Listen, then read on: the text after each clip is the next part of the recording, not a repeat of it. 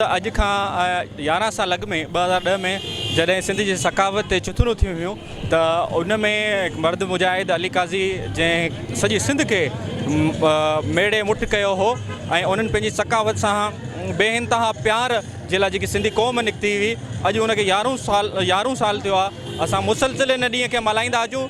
सिंध समेत दुनिया में जिते कुंड कच्छ में सिंधी रहनि था अॼोके ॾींहं खे अॼु असां भरपूर नमूने सां मल्हाईंदा आहियूं। सिंध जे कल्चर वटि मज़हबी रवादारी आहे, सिंध जे कल्चर वटि हुबुल वतनी आहे, सिंध जे कल्चर वटि जेको आहे त अदम तशद्दुद जो जेको नज़रियो आहे ऐं असां सम्झूं था सॼी दुनिया खे जियो ऐं जीअण जो वारो जेको तब उसूल आहे उहो सिंध जे माण्हुनि सॼी दुनिया खे ॿुधायो आहे।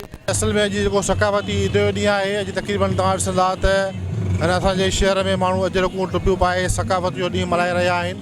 इहा तमामु ख़ुशी जी ॻाल्हि आहे ऐं टाइम न्यूज़ लाइ ऐं अली काज़ी साहिब लाइ ख़ासि इहो पैगाम आहे त हीउ सकावत जो ॾियारो जंहिंखे अली काज़ी साहिब जेको सो माना आगाज़ में आंदो जेको अॼु असां लाइ क़ौमी ईद जो ॾींहुं बणिजी वियो आहे। इहो असां लाइ तमामु ख़ुशी जो बाइज़ आहे ऐं तमामु हिकिड़ी वॾी ख़ुशी आहे जो सिंधियुनि खे हिकु पंहिंजी क़ौमी सकावती ईद नसीब थी आहे।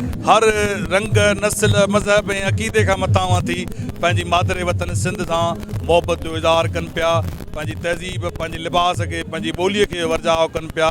तंहिं करे सिंध जो कल्चर आहे उनजो बुनियादी जुज़ो जेको आहे उहो इत्तेहाद इंसानी अमन आलम में तरक़ी बनी आदम आहे। धरती तुंहिंजे मिट्टीअ महकी अहिड़ा अहिड़ा घोट ॾिना सच चयो जिन सीना ताणे अहिड़ा थे हण मोट ॾिना चोटूं खाई कोट भॻाऊं कूड़नि जेके कोट ॾिना तोसां चाहिण वारनि तोसां नाता चोटा चोट ॾिना कंहिंजी फिटी आहे जेको तोते काहे कड़के सिंध तूं त असांजी अमड़ आहीं दिलि थी तोला धड़के सिंध। सॼो सुजावल जेको शहर आहे उहो जेको इन सकाफ़ती रंगनि सां महकी रहियो आहे ऐं असीं अली काज़ी खे जस्ता ॾियूं जे हीउ जेको ॾींहुं आहे उहो जेको सो अली काज़ी जूं महिनतुनि जे करे असां जेको सो क़ौमी ईद जो ॾींहुं मल्हायूं पिया। असांजी क़ौमी ईद आहे जेका असां सकाफ़ती ॾियारे ते हर डिसंबर जे आयल पहिरीं संडे ते मल्हाईंदा आहियूं ऐं वॾे जोश ऐं जज़्बे सां मल्हाईंदा आहियूं ऐं ईअं लॻंदो आहे त क़ौम उथी पई आहे। हालांकि असांखे कॾहिं कॾहिं ईअं महसूसु थींदो आहे त सिंधी क़ौम सुती पई आहे, पर अॼोके ॾींहं ते असांखे इहा पक थी वई त क़ौम सुतल न आहे,